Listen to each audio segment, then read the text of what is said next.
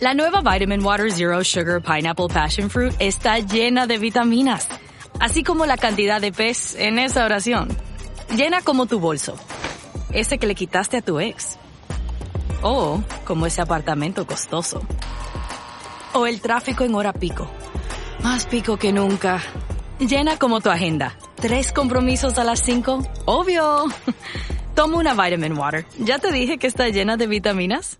Bienvenidos, bienvenidas a este espacio donde nos hacemos preguntas, compartimos reflexiones y aprendemos juntos sobre el valor de ser humanos en esta era digital. Soy Joan Clotet y esto es Humanismo Digital.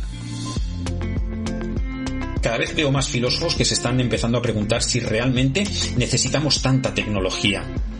¿Estamos hechos para entrar en un metaverso y estar 24 horas al día conectados en un mundo que se ha disociado nuestra parte física de nuestra parte mental? ¿Vamos a datificar nuestra mente y la vamos a subir a unos servidores para que interactúen digitalmente con las mentes de otros, mientras evidentemente se nos explota comercialmente? Hay que poner en tela de juicio que la tecnología realmente nos vaya a solucionar mucho la vida y que vamos a llegar a ese mundo ideal donde todos los trabajos los están haciendo los robots y el software inteligente y nosotros nos vamos a dedicar a la contemplación, a tareas intelectuales, a las relaciones sociales. Eso cada vez se está viendo que no va por ese camino. Arrancamos este segundo episodio de la tercera temporada y antes de presentaros a mi invitado de hoy quiero haceros una petición. Para mejorar los contenidos y el formato del podcast necesitamos conocer, especialmente de los oyentes más fieles, qué echáis de menos, qué falta, qué sobra, qué temas os interesan más, etc. Si podéis invertir un par de minutos para escribirnos a info@humanismodigital.com, nos será muy útil conocer vuestra opinión para mejorar en esta temporada que acabamos de iniciar. El crecimiento y las estadísticas de consumo digital parecen indicar que vamos bien, pero nada como preguntar a las personas para quien hacemos este podcast. Así que esperamos y agradeceremos mucho vuestro feedback más honesto en esta dirección de correo: info@humanismodigital.com. En cuanto a hoy, os presento, o más bien os represento a Carlos Sales. Y os digo represento porque conversamos con Carlos ya en la primera temporada, allá por agosto del 2020, y he decidido invitarle de nuevo. Carlos es toda una referencia en LinkedIn como ávido explorador y divulgador de conocimiento en temas como el trabajo, la empresa, la economía, los robots y el futuro de nuestra sociedad desde la perspectiva profesional. Carlos es economista de formación y trabaja en la administración, pero la faceta por la que le conocí hace unos años y la que más me interesa tiene que ver con su rol de auténtico periscopio de tendencias del ámbito laboral. Carlos lee con avidez gran cantidad de libros y artículos sobre sus temas de interés que van desde el rigor más académico a la ciencia ficción, que nos marca muchas veces hacia dónde puede ir el futuro. Los inputs, reflexiones e invitaciones a la reflexión que nos regala a diario son una gran fuente de aprendizaje para entender mejor todo lo que pasa y lo que puede pasar a nuestro alrededor. Os dejo ya con la conversación con Carlos y nos reencontramos aquí en 40 minutos.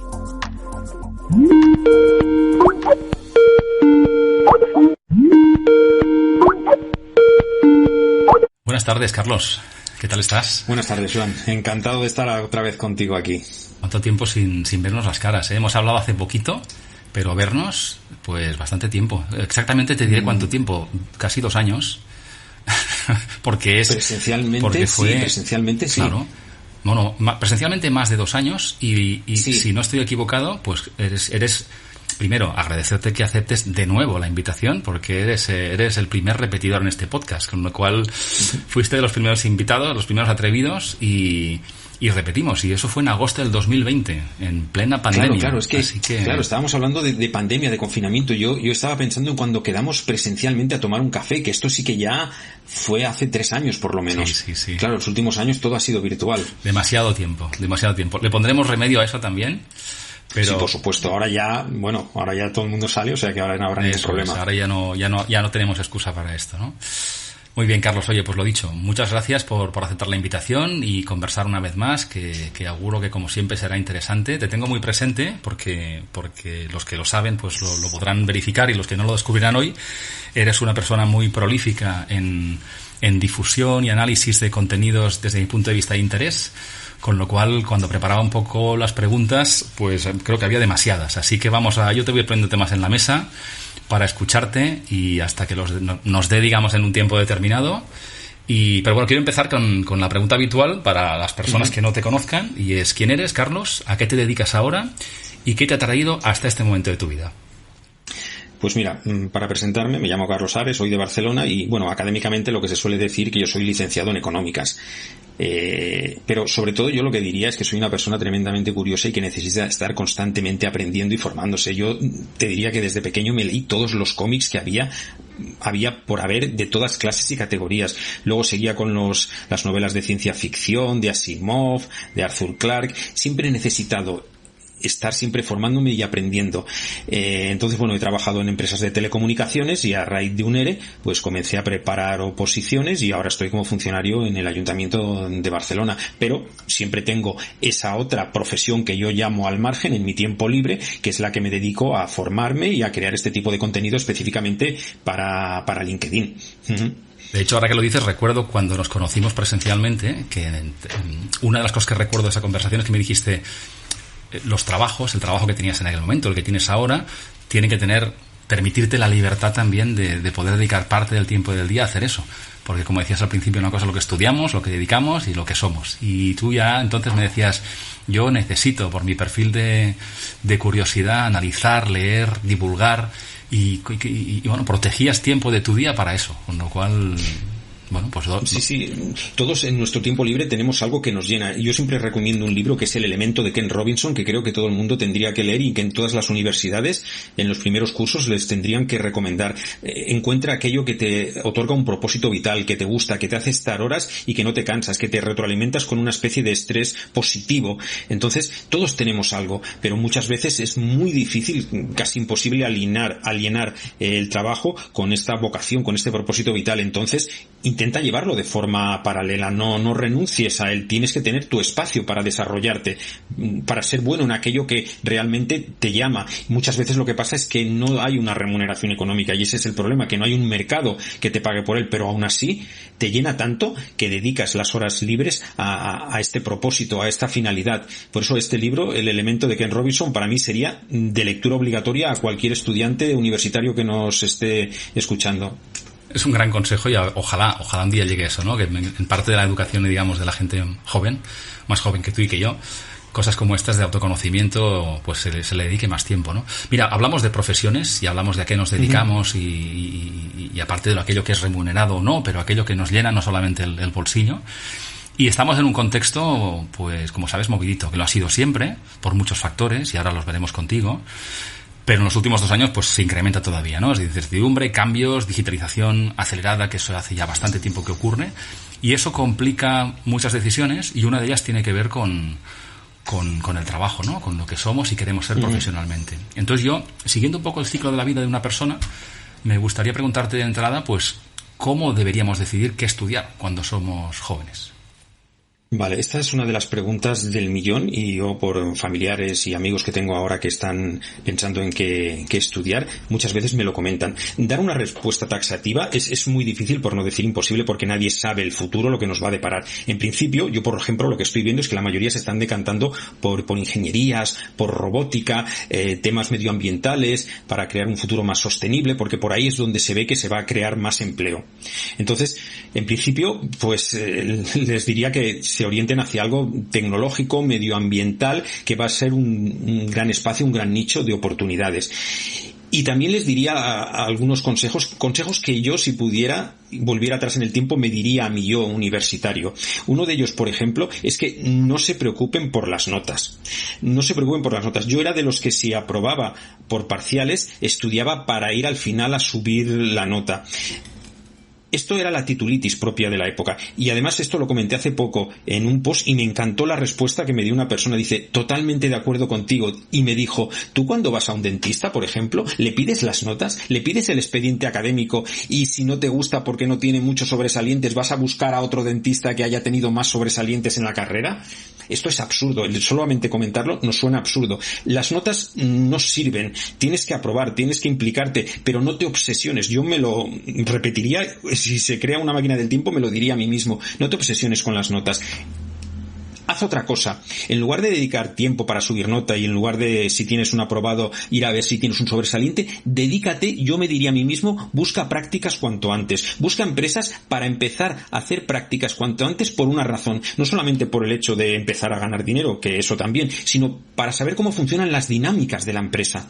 Eso es algo que no te enseñan en ninguna universidad y es importantísimo saber cómo te tienes que comportar, el trato con los compañeros, las jerarquías, cómo se asciende en una empresa. Esas dinámicas, todos entramos en la empresa sin tener ni la más mínima idea, nadie nos las ha explicado y nos encontramos de cero pensando que como tenemos buenas notas y además vamos a seguir con esa inercia que siempre se nos ha valorado por tener buenas notas, pues vamos a implicarnos al 100% y vamos a seguir haciendo lo mismo. No, las dinámicas son diferentes. Por eso yo les diría, olvidaros de las notas, aprobar, pero no os obsesionéis por tener un expediente académico de sobresaliente. Y segundo, buscar prácticas cuanto antes.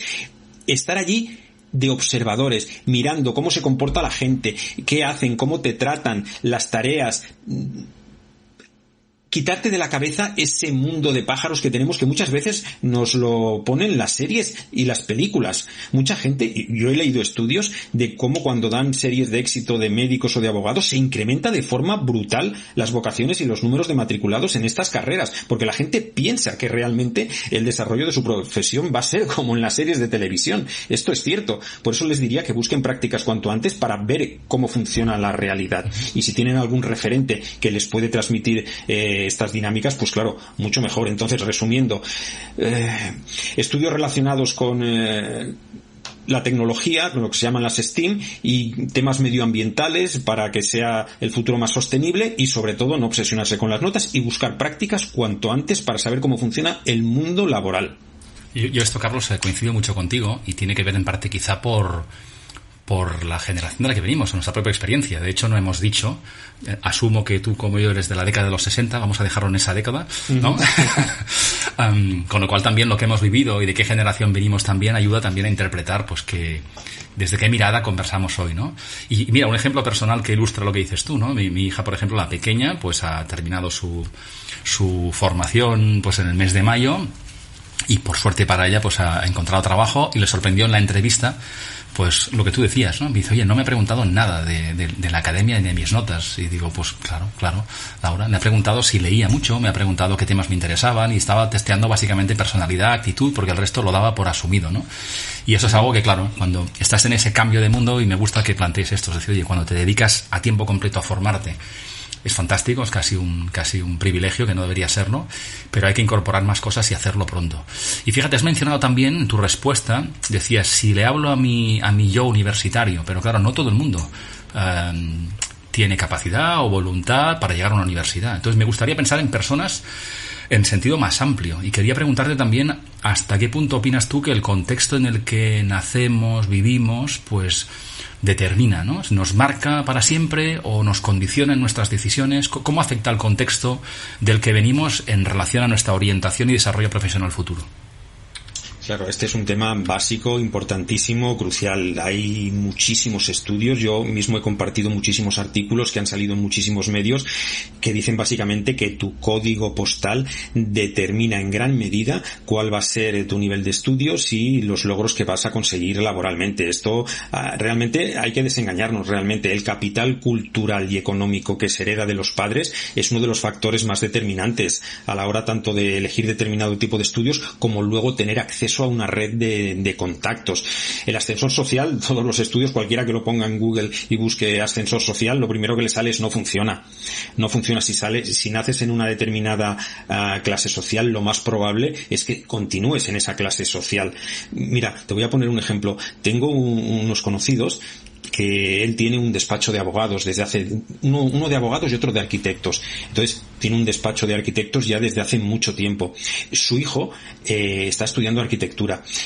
Lo que hace en vacaciones es llevárselo por diversas partes del mundo a viajar para enseñarle edificios, para transmitirle el oficio, para reunirse a comer, a cenar con otros arquitectos. Le está enseñando el oficio de la forma tradicional, un estudiante que haga también arquitectura pero que no tenga este capital social, realmente va a acabar la carrera con unos conocimientos técnicos, como todos cuando acabamos la carrera, pero no le han transmitido el oficio, la red de contactos, cómo desenvolverse, cómo tratar con determinados ambientes. Muchas veces llevar a comer, a cenar a determinados restaurantes, a determinados clientes, saber cómo comportarte con ellos es más importante que tener conocimientos técnicos que te han enseñado en la carrera. Y evidentemente esto se transmite de generaciones.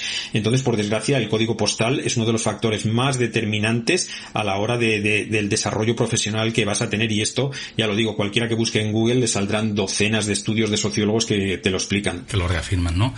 También es verdad que en el ejemplo que ponías, ¿no? Del padre que enseña a su hijo el oficio, además de darle formación académica, le está exponiendo a contextos, ¿no? Y ahí también yo creo que los padres, o el contexto educativo en el que nacemos, que también te dé oportunidades y exposición a contexto para que te conozcas mejor y aprendas antes, también es un gran legado, porque cuando el contexto en el que has nacido te limita, como tú decías, y yo lo reconozco, ser capaz de ir a por otros contextos e intentar, en la medida en que eso lo conoces a tiempo, atreverse. Hay casos también pues muy sonados, ¿no? De personas que se dedican a cosas con mucho éxito, que por su origen pues no lo han tenido tan fácil como otros, ¿no? Y en cambio progresan y brillan ahí, ¿no? Con lo cual, mira, vamos a seguir un poco ese ciclo de vida que te decía al principio. Asumamos, digamos, que una persona pues tiene una determinada formación en el campo que haya escogido, ha conseguido incluso un primer trabajo, ¿vale? Que hoy en día pues no es tarea sencilla. Antes apuntabas a algunas cosas ya, pero desde la experiencia de estos años y todo lo que tú lees y compartes en relación a presente y futuro laboral, ¿qué les podríamos aconsejar a una persona que empieza su etapa laboral para que pueda progresar, crecer, disfrutar en su camino? Vale, este es uno de los clásicos que yo creo que caemos todos en esta trampa. Todos venimos de un sistema, desde que iniciamos el proceso educativo, se nos valora por nuestras notas. Nos dan becas, los padres se ponen muy contentos y nos hacen regalos, nos meten en la cabeza de que valemos tanto como nuestras notas. Y cuanto más altas sean nuestras notas, pues bueno, todo el sistema, tanto familiar como institucional, nos lo va a agradecer. Entonces, cuando entramos en un trabajo, venimos con esta inercia. Vamos a ser los mejores, nos vamos a implicar muchísimo. ¿Qué pasa normalmente? Además, esto es curioso porque puse un post que generó muchísima polémica, muchísimas reacciones, casi más de 500.000 de visualizaciones, que me parece una barbaridad, sobre todo en LinkedIn. Básicamente exponía un caso típico. Entras en el puesto de trabajo, tú eres una persona muy implicada, quieres demostrar lo que vale, te dan una carga de trabajo y a media mañana ya la has acabado. Entonces, bueno, te pones contento y dirás, bueno, seré candidato a promociones, ascensos, estoy demostrando que soy muy bueno.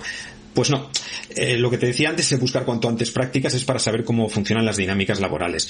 Lo que puede pasar es que primero que generes mal ambiente entre tu equipo, que les dejes en mal lugar, que generes envidias, que cuando hayas acabado el trabajo te digan, bueno, si ya lo has acabado pero te tienes que ir a las 5 o a las 6 de la tarde, pues lo que vamos a hacer es darte más trabajo. Con el tiempo lo que ves es que estás haciendo el doble o el triple del trabajo que el resto de tus compañeros, pero te están dando la misma paga. Y al final tú tienes que convivir con esos compañeros, tienes que llevarte bien, tienen que ser tus amigos. Y evidentemente lo que tienes que hacer es mimetizarte en el entorno. Y estas cosas no las sabes. Tú de buena fe lo que intentas es destacar, ser muy bueno para precisamente hacer méritos, porque te han vendido que funciona de una forma meritocrática y que eso te permitirá ascender en la empresa. Pues lamentablemente no pasa. ¿Y qué hay que hacer en este caso? Mira, hay una de las mejores Tech Talks que yo he escuchado, que la tengo como súper favorita. Cualquiera que la quiera escuchar, que entre en la web de Tech Talks y ponga Carla Harris. Es una analista de Wall Street, ahora ya está retirada y se dedica a dar conferencias, y explica cómo ella, cuando entró de jovencita, pensaba que la meritocracia, como todos pensamos, era eso, trabajar muchísimo, no dar problemas y implicarse al 100%. Y de pronto un día, en una reunión que estaba allí como oyente, vio que había directivos que ponían el nombre de determinadas personas sobre la mesa como candidatos para ascensos. Y dice, tuve un momento, una epifanía, que dije, ¿y quién va a poner mi nombre encima de la mesa? O sea, que funciona así. Es decir, la forma de ascender en una empresa pasa porque alguien que tenga poder en la empresa ponga tu nombre encima de la mesa donde se toman decisiones importantes. Tienes que tener lo que ella llama un sponsor, una persona que te avale y que ponga tu nombre encima de la mesa. Y entonces básicamente lo que explica en esta TED Talk es ¿Cómo encontramos a esta persona? ¿Cómo hacemos que esta persona nos vea, nos valore y nos apoye y ponga nuestro nombre encima de la mesa? Porque si tú eres muy bueno técnicamente, te vas a quedar en tu puesto, porque van a pensar, si eres tan bueno, pues sigue haciéndolo, haces el trabajo de 2 o 3, nos ahorramos varios sueldos y además tú eres muy bueno, pero es que te vas a quedar allí y al cabo de los años te vas a frustrar y vas a decir, pero si yo soy tan bueno, ¿por qué no asciendo? Bueno, pues porque a la hora de la verdad no se asciende por ser bueno técnicamente, se asciende por haber creado un marketing personal, un networking, un entorno favorable con aquellas personas que realmente tienen el poder de decisión. Entonces, este es un consejo que le daría también a las personas que entran como juniors en una empresa y realmente se plantean, vale, una vez que estoy aquí, ¿cómo puedo progresar? Que vean esta TED Talk, Carla Harris, que se lo explica con detalle y explica cómo buscar un sponsor, cómo ser visible tu trabajo, cómo crear un clima favorable para que esta persona, pues cuando haya que tomar decisiones sobre a quién ascender o promocionar, realmente te valore, te apoye y ponga tu nombre encima de la mesa, porque si esto no ocurre, no vas a ascender. Siendo bueno técnicamente y quedándote allí callado y haciendo muchas horas, no vas a ascender en una empresa. O sea, de hecho conecta con lo que decías antes, porque si una persona es muy buena técnicamente en lo suyo, pero no sabe trabajar en equipo y no ha trabajado un poco su inteligencia relacional, cuando llega al mundo del trabajo, que tiene que trabajar en equipo con clientes internos, externos, con esos mentores, con esas personas que tienen que fijarse en ellos, en ellas, pues bueno, evidentemente tendrá que desarrollarlo a partir de trabajar, pero tener algo más de habilidades o de atrevimiento, y en eso no estoy pensando en el típico pelota o ascender por enchufe, es decir, lo que tú decías, tener visibilidad de lo que haces para que alguien se fije en ti, especialmente en compañías grandes o pequeñas en la que hay muchas personas que hacen cosas parecidas a las tuyas. Entonces, ser capaz también de hacer lo que haces bien y que se vea, pues yo creo que... Y también un apunte, ¿eh?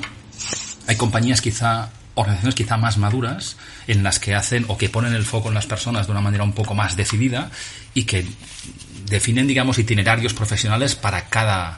No te diré individuales, ¿no? Pero una cierta progresión. La persona que es un buen técnico, una buena técnica y quiere progresar, que tenga un camino para ello también, ¿no? Que el ascender no sea solamente hacia arriba, es decir, sino que alguien que quiera crecer y que significa crecimiento puede ser diferente para cada persona, pues tenga caminos para ello, ¿no? Porque, bueno, quizá no son la mayoría, pero yo creo que se tiende un poquito cada vez más hacia esto, especialmente porque si no las personas buenas se van y perder talento es muy caro, ¿no? Pero mira, hablamos de conseguir trabajo, hablamos del pasado, desde que somos jóvenes, un primer trabajo, cómo crecer en él, pero me gustaría saltar ahora un poco al presente, ¿no? Llevamos 2 años, como decíamos al principio, muy moviditos, y me gustaría saber tu perspectiva de qué ha ocurrido, cómo ves tú el impacto en el mundo del trabajo, con lo que ves a tu alrededor y con todo lo que lees. ¿Cuál es el impacto en el mundo del trabajo con lo que ha pasado en los últimos 2 años, en este momento de transpandemia que estamos, y además cómo afecta a diferentes roles dentro de la compañía? Vale, hay un punto realmente crucial. Primero, la incorporación de la nueva generación, de la generación Z al mercado laboral, con un sistema de valores propios de su generación. La pandemia lo que ha hecho es hacernos dar cuenta de que teletrabajar funciona y eres muy productivo, con sus más y con sus menos, con todo lo que se tenga que redefinir y depurar, pero funciona. Y una cosa que me ha llamado muchísimo la atención a través de los posts que pongo, veo la repercusión, y hay algunos que tienen una repercusión fuera de lo normal, ya te digo, que pasan de más de 500.000 de visualizaciones, docenas y docenas de comentarios, likes, y digo, aquí hay un patrón, y recuerdo uno que puse, el teletrabajo, porque hay gente, mandos intermedios que están en contra y los trabajadores estaban muy contentos. Básicamente es por lo que se llama la cultura de oficina. Le voy a poner un ejemplo. Cuando contrata una empresa a un consultor externo para dar formaciones a los empleados o simplemente para que cree una página web, se acuerda un precio, una cantidad y se presta este servicio. A ninguna empresa se le ocurriría, después de cerrar este pacto, decir, bueno, ahora me vas a hacer otra formación adicional y además gratis, o me vas a hacer una segunda web para que me demuestres el compromiso que tienes con mi empresa. Dicho así, es como el ejemplo antes de los dentistas, nos suena absolutamente absurdo y fuera de lugar. Sin embargo, a los empleados, cuando se les contrata, se les tendría que contratar simplemente para que hicieran un trabajo a cambio de un dinero, en el mismo sentido, pero no. Se les contrata para que se inserten en una cultura de empresa, en una estructura jerárquica. Todos sabemos que los directivos van a comer con los directivos, los gerentes con gerentes, los administrativos con administrativos, el personal de limpieza y vigilancia con ellos. Hay como unas clases sociales que no se mezclan, y además parece ser que incluso las formas, cómo se dirigen a ti, el respeto que mereces, hay tantas cantidades de detalles que te hacen ver en el nivel jerárquico que está, que a la gente le molesta muchísimo. Eso es uno de los patrones que he destacado en los posts que tengo, y lo que más le molesta de la cultura de oficina. Tener que ser amigo de determinadas personas para conseguir determinadas cosas. Si yo hago un trabajo, págame por este trabajo, como cuando contratas a un consultor. No gusta la cultura de oficina, es una cultura tóxica y se viene arrastrando desde hace muchos años, y sobre todo las nuevas generaciones no van a aguantar esta cultura de oficina. Necesitas darle otra perspectiva total y absolutamente diferente. Para mí esto es clave. La cultura de oficina, como la nueva generación Z, no va a pasar por este aro. Estoy muy de acuerdo contigo, y además fíjate que la pandemia, el confinamiento en particular, también hizo saltar muchas barreras, ¿no? De repente no hay oficina, no hay grandes despachos, no hay corbatas, no hay parapetos corporativos, hay una persona y otra persona al otro lado que tienen que trabajar juntas en la distancia, cada uno desde su casa, y ha sido muy interesante ver el proceso de exposición de las limitaciones o de las capacidades de unos y de otros para seguir adelante, ¿no? Y ver un poco, vamos a irlo viendo con el tiempo, ¿no? Si estuviéramos conversando como la otra vez, agosto 2020, tendríamos una visión, han pasado 2 años y vamos a ver qué es lo que va quedando todo eso, pero estoy muy de acuerdo contigo en la visión de las nuevas generaciones. Y yo, para muestra un botón, tuve una conversación hace un tiempo con una persona muy joven y hablábamos de alguien que había dado una charla, una conferencia que fue, digamos que un poco más larga de lo que la gente esperaba. Y esta chica en particular me dijo, es que yo, en general, no sé cuán importante se piensa que es una persona como para que estés 1 hora seguida escuchándole. Pero lo dijo de manera demoledora. Dice, ostras, como diciendo, oye, economía de la atención. Es decir, realmente lo que me vas a contar merece que esté 1 hora aquí plantado delante de ti.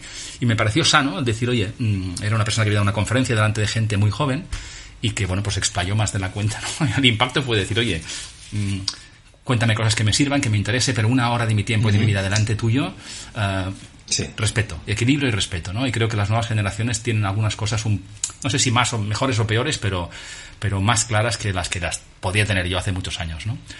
Mira, otra cosa que me interesa mucho y que os aparece bastante cuando en estas conversaciones, sea cual sea el tema principal, es el aprendizaje.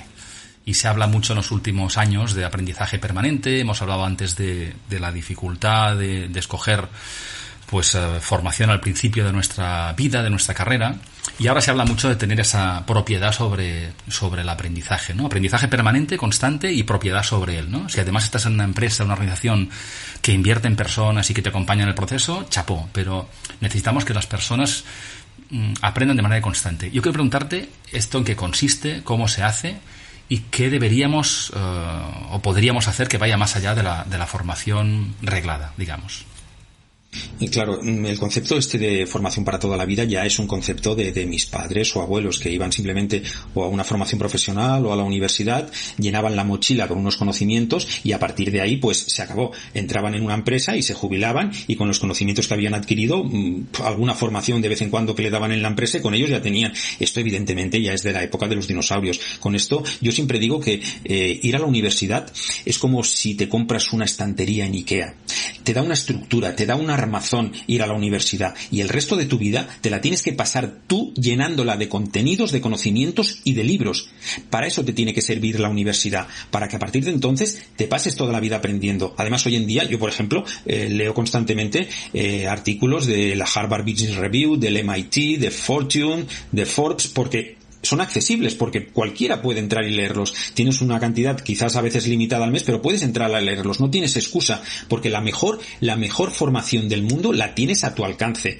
Yo un día incluso entré para ver cómo funcionaban las clases del MIT, de un curso de inteligencia artificial, y podía haberlo hecho.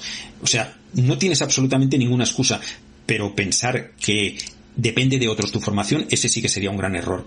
Y esto, tienes que ir a la universidad. Y esto, Carlos, fíjate, es algo que aparece en muchas conversaciones y que, claro, yo también me confieso como un cierto perfil de curiosidad habitual, ¿no? Y tú también demostradamente lo eres, ¿no?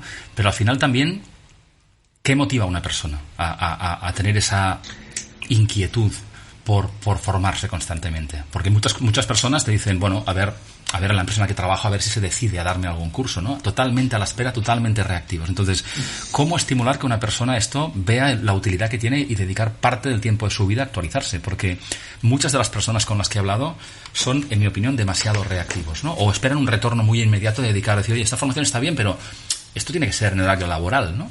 Que son preguntas que las entiendo, pero a veces me chocan un poco. ¿Cómo lo ves tú esto?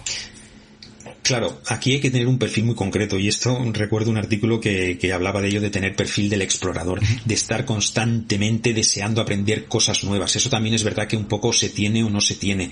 Fomentarlo se puede fomentar, evidentemente. El problema de que una persona en una empresa esté esperando a que si me dan la formación pues que me lo ordenen ellos, no me voy a espabilar, quizás tiene que ver con que el trabajo que está desarrollando no está alienado con su objetivo, con su propósito. Entonces no le atrae nada. Tú cuando empiezas a leer un libro que te gusta, en 2 días te lo has leído. Comes delante del libro, te lo acabas de leer, sientes un vacío, buscas más libros del autor. Cuando te tienes que leer un libro que no te gusta, al cabo has leído un párrafo y se te va la cabeza. Sí. Vuelves otra vez, se te vuelve a ir la cabeza. Te pasas 1 hora para leer 4 o 5 páginas porque no lo soportas.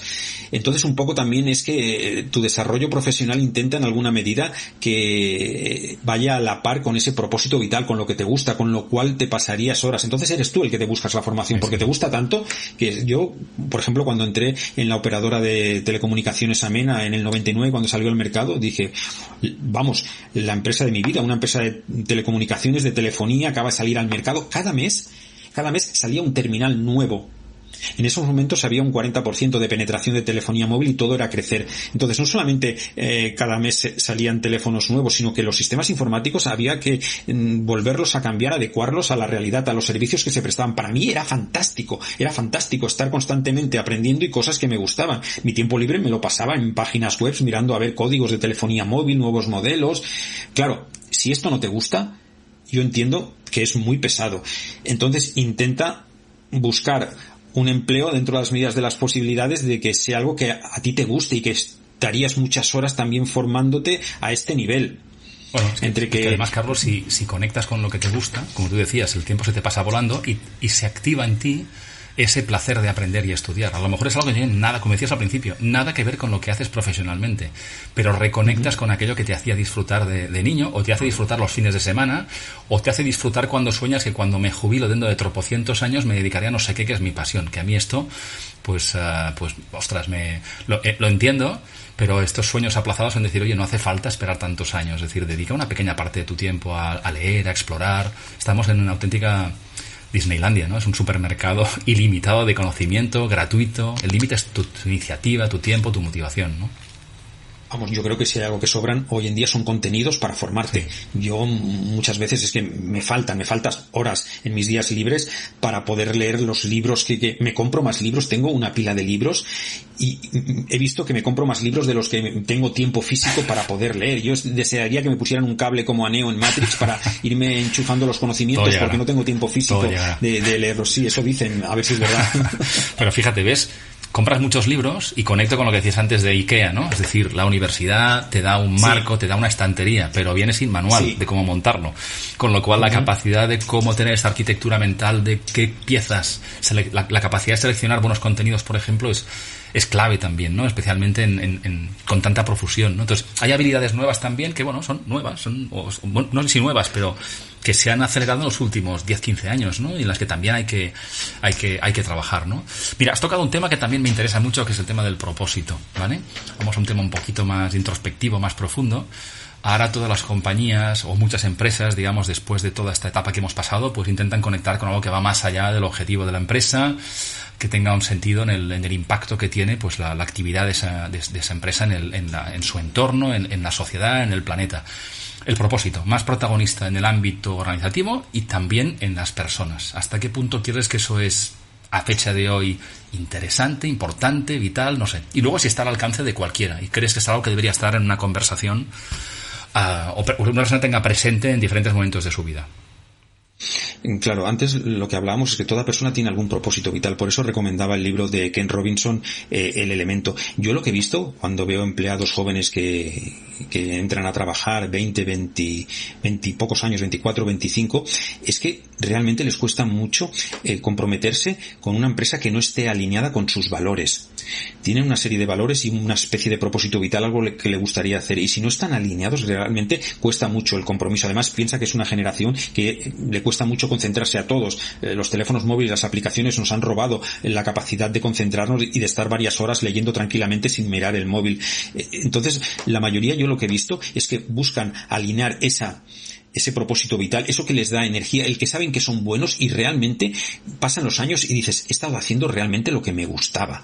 Ese era mi propósito, soy muy bueno. La empresa tiene que generar un engagement y cada vez es más difícil. Por eso tiene que haber tiene que casar esta oferta con esta demanda. Y mucha gente yo la he visto que renuncia, generalmente las nuevas generaciones, en cuanto ven que realmente esa empresa no está alineada con sus valores. Entonces, la empresa ya no puede ser un sitio solamente que tengas que darles las gracias porque te hayan contratado. Tiene que generar este engagement, este compromiso con las nuevas generaciones. Y las nuevas generaciones, por ejemplo, están muy comprometidas con el medio ambiente porque es el mundo donde van a vivir más que nosotros.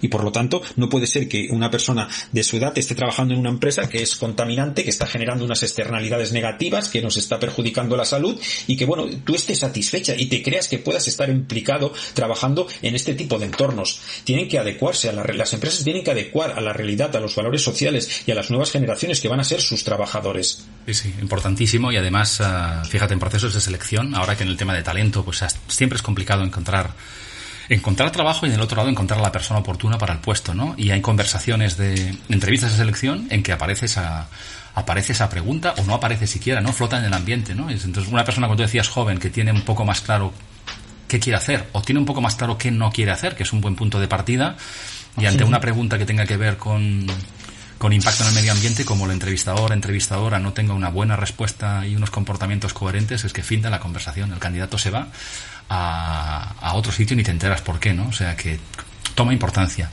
Mira, Carlos. Claro, es que además, mira, una cosa que me gustaría puntualizar, como ahora mismo saben que no van a tener trabajo para toda la vida, que no es como antes, que cualquier obrero, cualquier administrativo podía perfectamente mantener una familia, comprarse casa, piso, vacaciones, realmente no tienen esa capacidad de compromiso. Entonces muchas veces es la empresa la que también tiene que venderse al trabajador para ser atractiva, para que quieras trabajar, porque total, si lo que me vas a pagar va a ser un sueldo de subsistencia, que ni siquiera me voy a comprar una casa, pues oye, si no me gusta me iré a buscar otra. O sea, se tienen que hacer atractivas las empresas para contratar a trabajadores y para conectar con el mejor talento. Y sí, porque además además compiten entre ellas y compiten también por talento. La tecnología, lo que decimos siempre, cada vez está más barata, más accesible, y lo que no es replicable son las personas. Y tener a las personas apropiadas y que prefieran quedarse contigo no es sencillo. Personas a veces que no querrán trabajar a tiempo completo para nadie, con lo cual tendrás que convencerlas de que realmente vale la pena pasar parte de su tiempo, porque además no tienen una hipoteca y no tienen ciertas obligaciones que les da algo más de libertad, ¿no? Es decir, generalizamos mucho, pero que están cambiando cosas de manera muy rápida, pues parece evidente, y luego termina en esto, que pues cuesta encontrar cubrir esa vacante y cuesta en parte por lo que dices, ¿no? Porque la compañía o no es suficientemente sensible o no tiene una propuesta de valor que encaje con nuevas necesidades, y en el otro lado hay personas cada vez más preparadas que tienen otras prioridades, ¿no? Y que a veces ni conocemos, ¿no? Mira, Carlos, estaría horas hablando contigo, pero por esta vez y por ir un poco cerrando la conversación, te voy a hacer la pregunta del futuro. No recuerdo si te la hice hace un par de años, pero si no te la hago ahora, y es cómo será el futuro del trabajo dentro de 10 años. Tú que lees tanto al respecto y tienes suma de tantas perspectivas, ¿cómo será el futuro del trabajo a 10 años o cómo lo ves tú?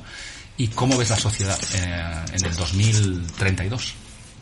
Vale, me gusta esta pregunta porque sí, yo creo que sí que me la hiciste. Lo que pasa es que ya han pasado varios años y ahora ya tenemos más datos. Desde hace 5 años yo oía algunos conferenciantes que decían que cuanto antes se automatizara todos los trabajos, mejor. Específicamente los trabajos, los sucios, peligrosos y rutinarios. Porque bueno, que las hagan las máquinas y nosotros nos dedicamos a mejorar nuestro intelecto. Claro, esta era la visión utópica que nos vendían a todos, pero han pasado años, hemos recogido muchos datos y vemos lo que está pasando. Lo que está pasando, sin ir demasiado al futuro, es que las clases medias están desapareciendo. ¿Por qué? Porque son los trabajos más fácilmente automatizables, tanto los físicos como sobre todo los intelectuales, y eran las clases medias los que sostenían una sociedad próspera. Ahora básicamente se crean por la parte de abajo de trabajos de poca cualificación y que los robots todavía no tienen la flexibilidad para realizar. Por ejemplo, fontaneros, que cada vez que llega a una casa pues se encuentra que es de su padre y de su madre y tiene que inventársela, saber qué hacen. No hay destreza como para que hagan este tipo de trabajos. Y por la parte alta, pues claro, ingenieros en robótica del MIT, Computer Science en Princeton, algo que está al alcance de muy pocas personas. Por lo tanto, lo que estamos viendo es que la tecnología está reduciendo toda la banda intermedia, que era la que generaba las clases medias y una sociedad próspera se están creando solo por abajo y por la parte de arriba, o puestos muy cualificados o poco cualificados que todavía no se pueden automatizar. ¿La tecnología nos está facilitando la vida o la está empeorando? Pues parece ser que de momento lo que sí que se está sirviendo es para controlarnos muchísimo, y la mayoría de las personas que trabajan en los almacenes, por ejemplo, también nos contaban estos conferenciantes que se crearía lo que llamaban un centauro, que era la mezcla del hombre con la máquina, y entonces sería un super ser que sería maravilloso porque mejoraría en todos los aspectos. Lo que está pasando es que, por desgracia, el trabajador se tiene que robotizar, porque el robot es el que marca la pauta. El robot no se cansa, no pide mejoras laborales, no se pone enfermo, es más productivo, con lo cual los trabajadores, para no quedar en mal lugar, tienen que convertirse en robots para ir a la par que el robot, con lo cual les están ocasionando lesiones, tienen que trabajar muchas más horas, y realmente la tecnología permite controlar mucho los movimientos al segundo. Es como el mundo ideal del taylorismo.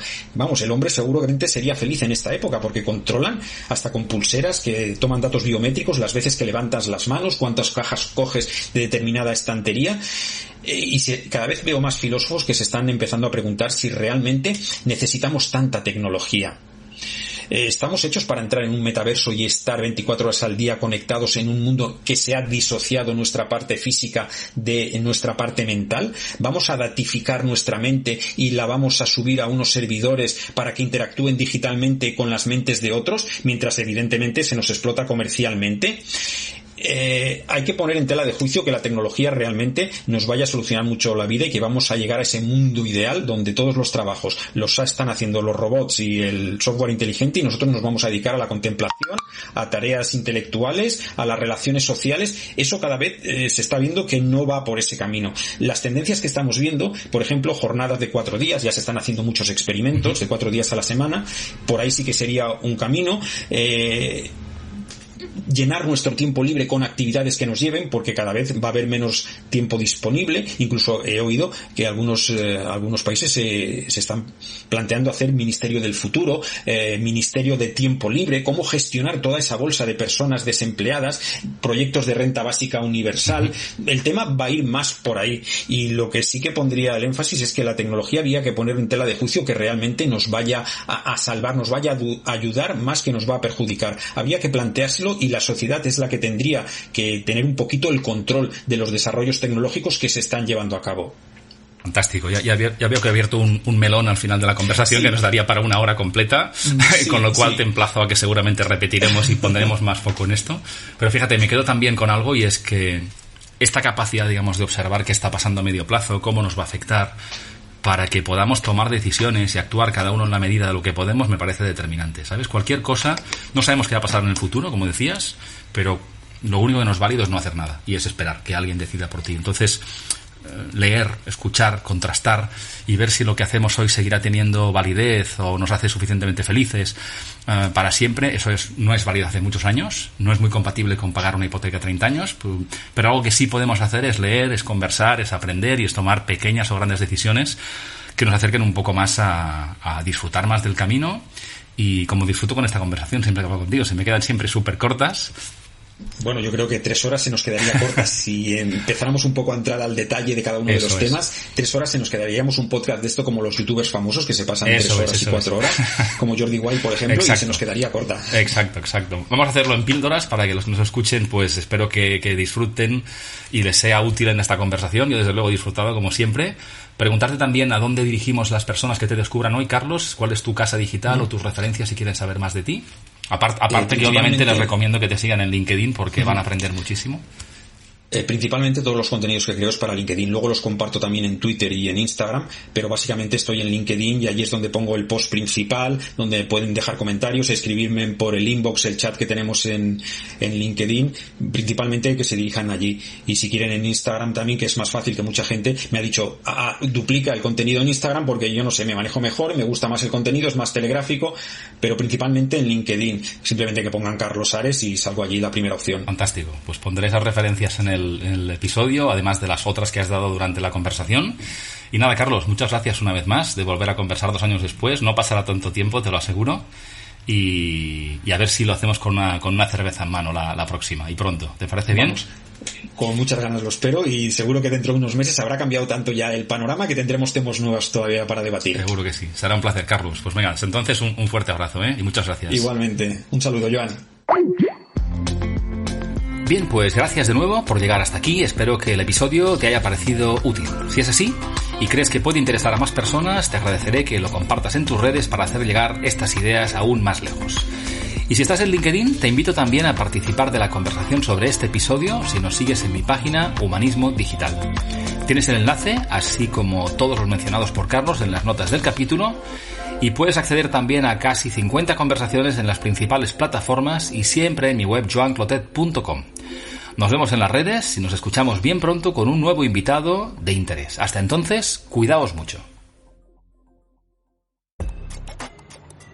La nueva Vitamin Water Zero Sugar Pineapple Passion Fruit está llena de vitaminas, así como la cantidad de pez en esa oración. Llena como tu bolso, ese que le quitaste a tu ex. O como ese apartamento costoso. O el tráfico en hora pico. Más pico que nunca. Llena como tu agenda. 3 compromisos a las 5. Obvio. Toma una Vitamin Water. ¿Ya te dije que está llena de vitaminas?